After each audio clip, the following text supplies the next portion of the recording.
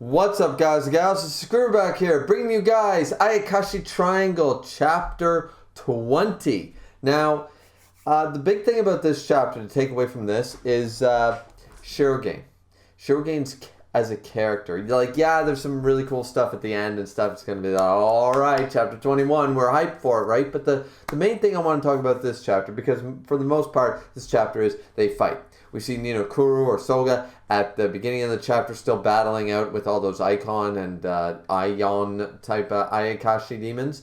He's fighting off all of them, in pursuit. And then we have Shirogane with Suzu versus Jinyo, right? The Jinyo. So, for the most part, it's a bit of a they fight. They talk a little bit about the history of their previous battle, which is part of the reason why Shirogane went to go find Suzu, the Ayakashi medium, because that mouth, we get the explanation about the mouth. The mouth is something that it's some type of shadow, all-encompassing shadow jutsu. It can appear and disappear at will within a set space. Where that space is, even Shirogane was surprised, but it just appears and reappears and becomes the natural enemy of anybody who uses Ayakashi or Haku-based jutsus, because this thing eats it. It feeds off of Haku. And then it restores its own strength and it levels up. It's like experience points for this thing. So it's playing an RPG with all these attacks. So Shirogane recognizes this, and even Jinyo, the Jinyo even says, look, you man, you might be the king, and you are a formidable enemy. But the thing is that you have collected a crazy amount of jutsus and abilities. But I'm your natural enemy. Those things don't work on me, they help me. So for all your different abilities and powers, they're only going to strengthen me. And so I'm just basically, it's just a bad matchup. But even throughout the fight, the Jinyo recognizes he can't face Shirogane head on. Shirogane is still the king. He's still powerful as hell, and he can't do that. So he tries to distract him, do all these things, and in the end, he does end up distracting him because Shirogane wants to protect Suzu. And we knew this. We already knew this. As I said, I wish that this moment had been built up a little better.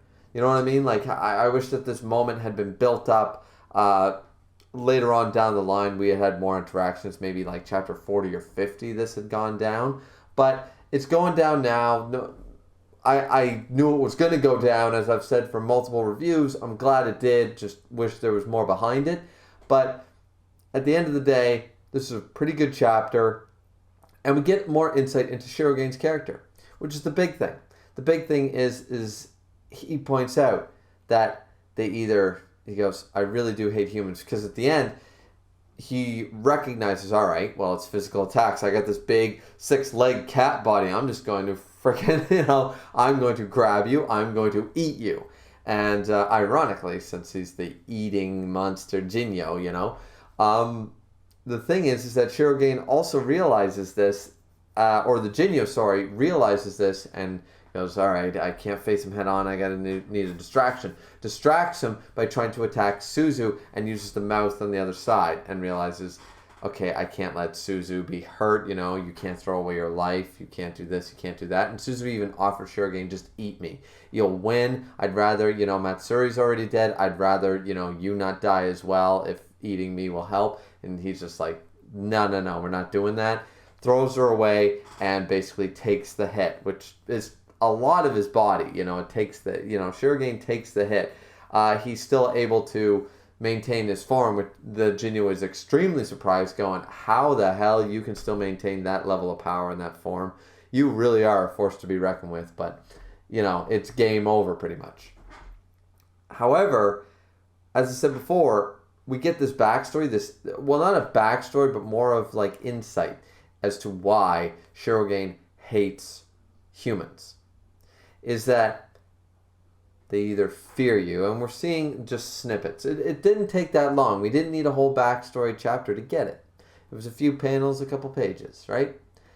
They fear you, they run away from you, they try to hurt you, or they put you up on a pedestal and revere you only to forget you later on.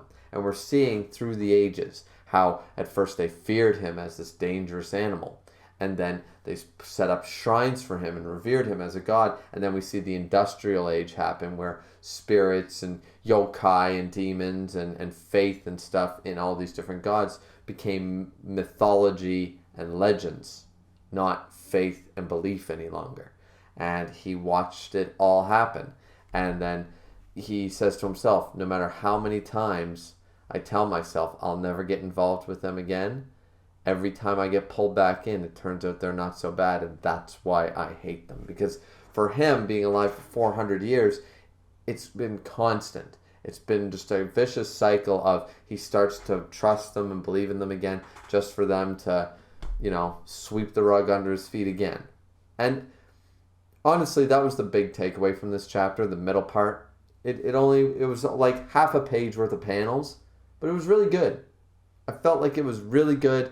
It brought about, enough emotion. It gives us, Shirogane didn't need some crazy, though, once again, you can always have a character that has like the craziest character development and be like, all right, he's the next, A, B, C type of character, right? That people are like, this is like one of the best written characters in manga.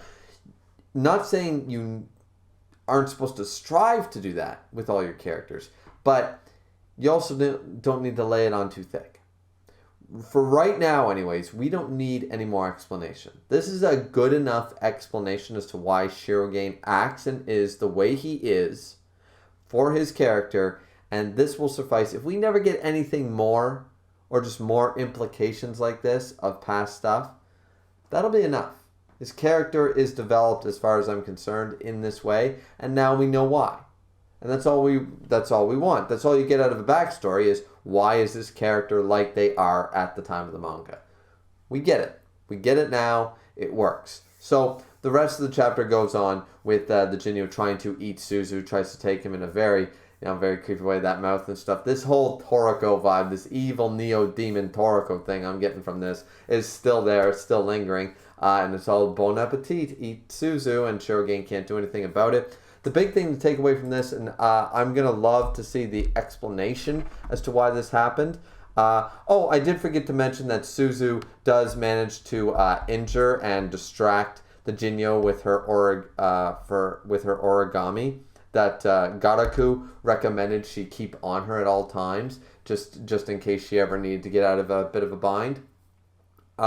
She also does try to heal Shirogane, which he brings up one of the best points. It's kind of like, think of how many years it would take to fill up a dam with just a trickle of water with a garden hose. It's going to take way too long. I am a dam.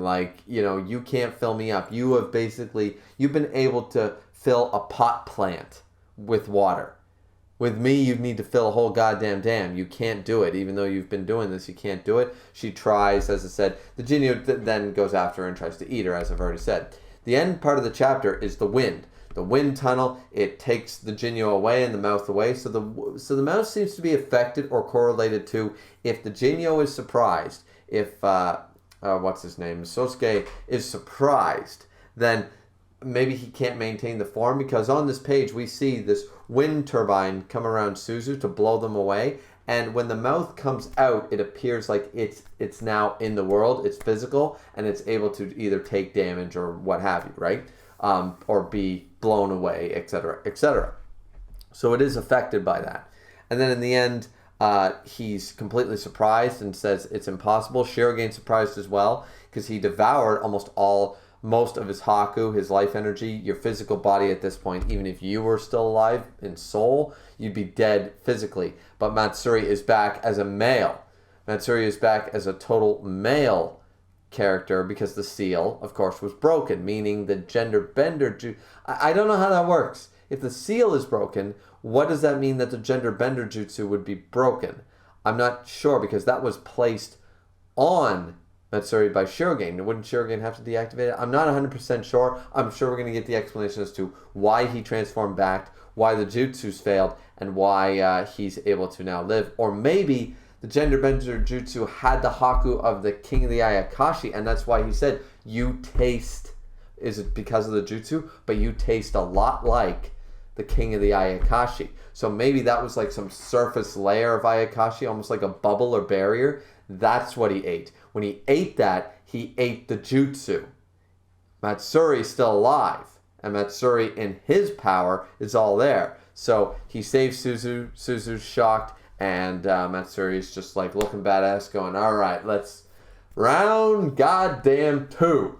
So, really good chapter. I liked it. It's a bit of a they fight chapter. But once again, we haven't had a whole lot of big, like this is a major battle. This is a big fight. I was thinking that Garuku was going to show up at the end of this chapter, in all honesty, when he felt that Shirogane was back to full power, that he would rush there as well. Because Ninokuru, our Soga, he also felt it. He went, I just felt a huge surge of Ayakashi. Is that Shirogane? What the hell? What are you doing up there, Matsuri? At the beginning of the chapter. So this is, once again, a very good chapter. I'm excited for chapter 21. But what did you guys think? What did you think of the chapter down in the comment section down below? As always, like, comment, and subscribe, ladies and gentlemen. This has been Griever with your Ayakashi chapter 20 review. Drink responsibly, as always, as you can clearly tell that I'm doing. And we'll see you back here next time. Peace out, ladies and gentlemen.